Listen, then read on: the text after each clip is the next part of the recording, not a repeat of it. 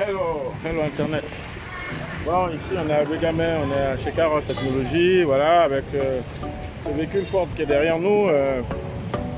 Il fait chaud, la circulation bat son plein, tout le monde circule, tout le monde est activé, il y a des bruits ambiants, on voit très bien. Aujourd'hui on a ce véhicule là qui nous arrive, qui présente beaucoup de problèmes. Donc des voyants allumés, on va passer un check et puis on va regarder au niveau de la clim et tout. Donc voilà, circulation, ambiance, voilà, tout le monde circule. Qu'est-ce qu'il y a sous le capot? Déjà, ce qu'il y a à l'intérieur, on va regarder ça tout de suite. On nous a parlé essentiellement de climatisation, mais voilà ce qu'on vient de trouver sur le véhicule, hein, il y a autre chose. C'est juste pas possible, hein. Donc voilà, on s'est mis en position optimale de clim. Il se trouve que bon, là on commence à bouillir, donc on va baisser les vitres parce que c'est plus possible. Non, c'est plus possible.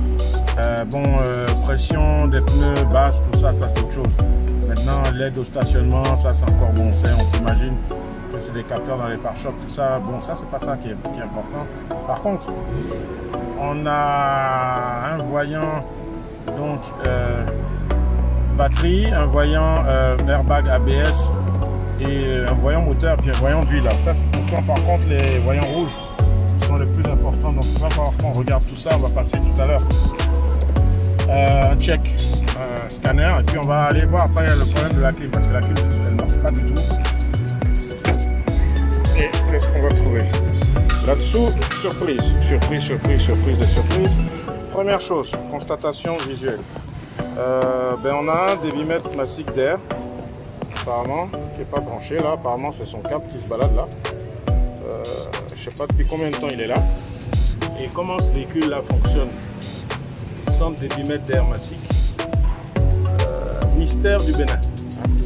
Bon, on a un tuyau qui pendouille, ça veut dire qu'on n'a plus de lave-vitre. On a ça ici, ça à mon avis ça doit venir de là, je pense, pas par là pour le filtre à air qui lui-même se balade. On a quoi d'autre? Ah, alors ça c'est le bouchon de lave-glace qui a été taillé dans une vieille tongue, une vieille chaussure je pense. Bon, pas plus mal. Par contre moi j'ai tout de suite un regard sur le tuyau de climatisation ici. Là, ça a été soudé. Normalement c'est pas comme ça que c'est pris. Là aussi une soudure. Là on a des marques suspectes là. On continue. Qu'est-ce qu'on va trouver? Ah tiens, on a supprimé la haute pression ici. C'est la haute pression ou la basse pression? C'est la haute pression. On a supprimé une valve, tout simplement. Parce que je suppose qu'on n'avait pas les obus. Ça coûte quelques centimes. Hein. Alors on n'avait pas les obus, on a bouché, tout simplement. Ça sert à rien. Donc on a beaucoup de bidouilles comme ça. Là, je vois un tuyau encore, on a soudé. En fait, on a pris des bouts de tuyaux, je ne sais pas de quel véhicule. Bon, alors ça, je ne sais pas ce que c'est aussi. Bon, c'est un nouveau hybride. Des modifications comme ça, là, on a des vis qui nous montrent que le moteur a été démonté il n'y a pas longtemps. Enfin, ce support a été enlevé il n'y a pas longtemps. Ça brille très bien là, donc ça veut dire que on a enlevé ça, et repris. Et là, on est en train de démarrer le scan là. Donc l'appareil est en train de chercher le VIN, je crois qu'il a découvert le VIN. On va regarder alors Ford Edge 3,5 litres, ok, on est en train de chercher. Oh, c'est bien rouge tout ça, donc tout ça c'est des défauts. Donc défait en circuit d'entrée de capteur de roue avant, pompe de spoff.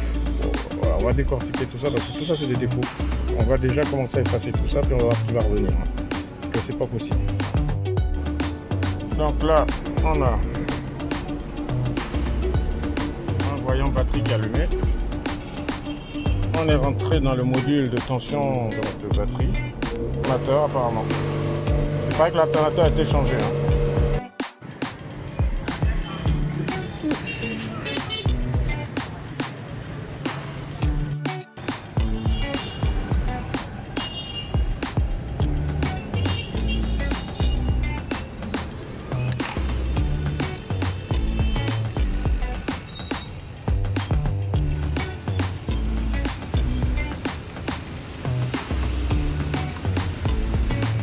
Allez, plongée immédiate.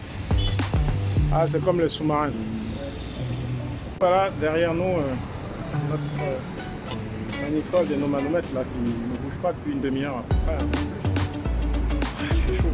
Mais bon, on va passer le temps à faire, donc on va faire encore un petit tir à vide d'un quart d'heure, histoire de bien enlever, évacuer. Il y a beaucoup d'humidité quand même sur la cheminée.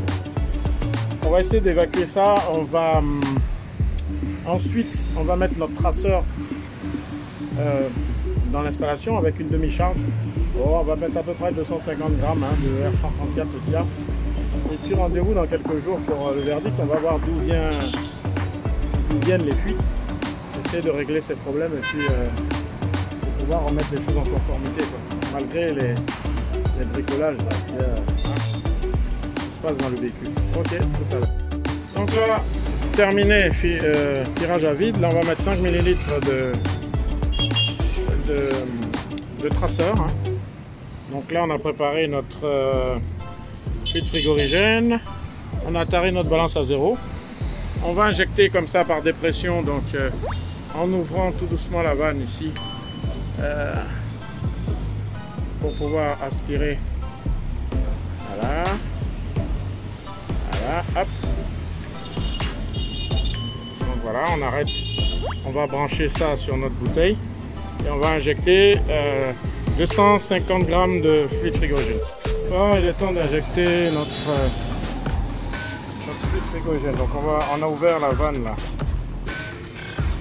On a ouvert le robinet. On a notre bouteille en mode inversé, donc en mode liquide.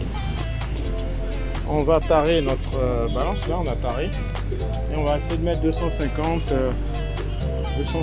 grammes de. Alors on a déjà là. On voit notre traceur qui est là. Et on va essayer d'injecter. Voilà, c'est en train de monter là, ouais, le traceur est en train de partir. Et là, 250 grammes.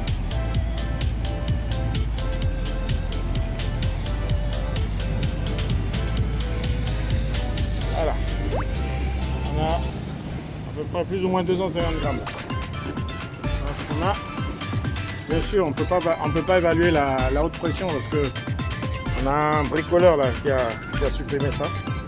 On a quand même réussi à mettre 236 plus ou moins dans notre installation. On va aller tester ça, on va voir ce que ça donne.